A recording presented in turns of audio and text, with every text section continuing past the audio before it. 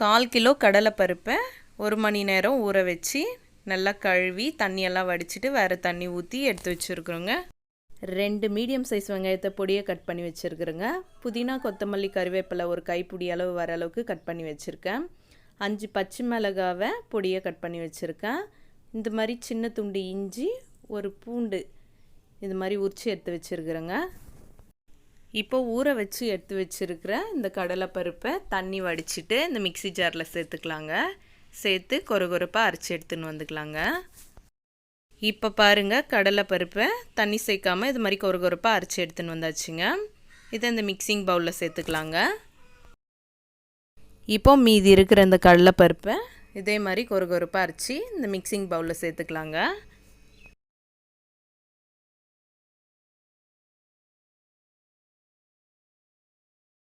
மசால் வடைக்கு மாவு ரெடி ஆயிடுச்சுங்க. இப்போ இதில் நம்ம எடுத்து வச்சுருந்த இஞ்சி பூண்டை இந்த மாதிரி உரலில் சேர்த்து நல்லா தட்டிட்டு சேர்த்துக்கலாங்க.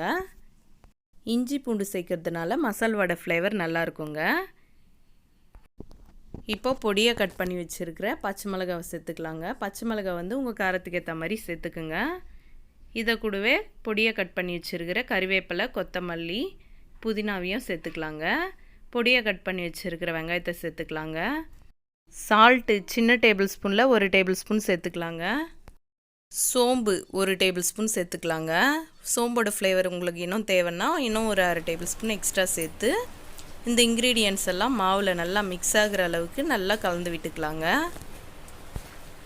மசால் வடைக்கு எப்போயாச்சும் மாவு வந்துட்டு ரொம்ப மெத்துன்னு அரைச்சிட்டோம்னா ஊற வச்ச கடலைப்பருப்பு இருந்துச்சுன்னா அதை சேர்த்துக்கோங்க. அப்போ நம்ம எண்ணெயில் போட்டு பொரிச்சு எடுக்கும்போது அந்த பருப்பு வாயில் கடிப்பட்டு நல்லா டேஸ்ட்டாக இருக்குங்க மசால் வடை.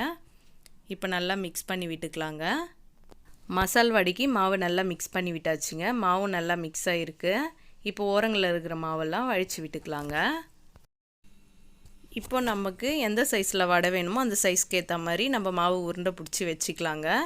இப்போ இது மாதிரி ஒரு உருண்டை எடுத்து இது மாதிரி உள்ளங்கையில் வச்சு நம்ம ரவுண்ட் ஷேப்பில் தட்டிடலாங்க. இப்போ எண்ணெயும் மிதமான சூட்டில் இருக்குது. நம்ம தட்டி வச்சுருந்த இந்த மாவை எண்ணெயில் விட்டு பொரிச்சு எடுத்துக்கலாங்க. இப்போ மீதி இருக்கிற மசால் வடை மாவை எண்ணெயில் போட்டு இதே மாதிரி பொரிச்சு எடுத்துக்கலாங்க. இது மாதிரி ரவுண்ட் பண்ணி வச்சு தட்டி போடுறதுனால பிகினர்ஸாக இருந்தீங்களானா கூட ஈஸியாக மசால் வடையை தட்டி ஸ்பீடாக போட்டுடலாங்க. இது மாதிரி ஒரே தடவை தட்டி போடுறதுனால எல்லா வடையும் ஒரே மாதிரி கலர் மாதிரி வருங்க. நம்ம ஒவ்வொன்றா லேட் பண்ணி போடுறதுனால ஒரு வடை கலர் மாறும், ஒரு வடை கலர் மாறாமல் இருக்குங்க. இது மாதிரி பண்ணுறதுனால நமக்கு கொஞ்சம் ஈஸியாகவும் இருக்குங்க வடை தட்டி போட. மசால் வடையை திருப்பி விட்டாச்சுங்க. மீடியமான ஃப்ளேம்லேயே நம்ம மசால் வடையை பொரிச்சு எடுத்துக்கலாங்க. இதே மாதிரி மசால் வடை 2 பக்கமும் கலர் மாதிரி இது மாதிரி நல்லா வெந்து வந்ததுக்கு அடுத்து இது மாதிரி எண்ணெயை வடிச்சிட்டு நம்ம ஒரு பாத்திரத்துக்கு மாற்றிக்கலாங்க. சாம்பார் சாதம், தயிர் சாதம், லெமன் சாதம் இது மாதிரி சாதத்துங்களுக்கெல்லாம் சைட் டிஷ்ஷாக வச்சு சாப்பிடக்கூடிய மொறுன்னு ஒரு நல்ல மசால் வடை டேஸ்டியாக ரெடி ஆயிடுச்சுங்க. டேஸ்டியான கிறிஸ்பியான மசால் வடை ரெடி ஆயிடுச்சுங்க. இந்த வீடியோ பிடிச்சிருந்தால் லைக் பண்ணுங்கள், ஷேர் பண்ணுங்கள். நம்ம வின்னிங் மகா சமையல் சேனலை சப்ஸ்கிரைப் பண்ணுங்கள்.